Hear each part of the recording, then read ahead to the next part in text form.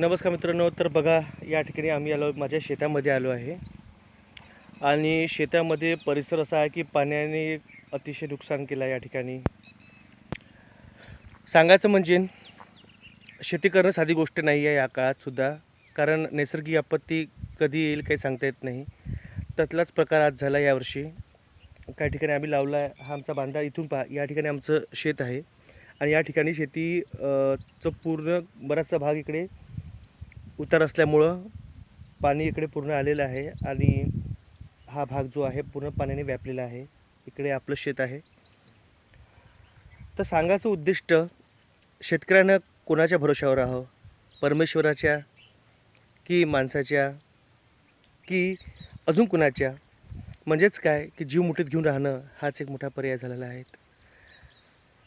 तरी बघतोय आता सरकार काही योजना दिल्या आहेत, त्या योजनेचा फायदा घेण्याचा आम्ही प्रयत्न करणारच आहोत की ज्या ठिकाणी आपलं नुकसान झालं त्या ठिकाणी. तर बघा, दाखवतो काय काय झालं नुकसान.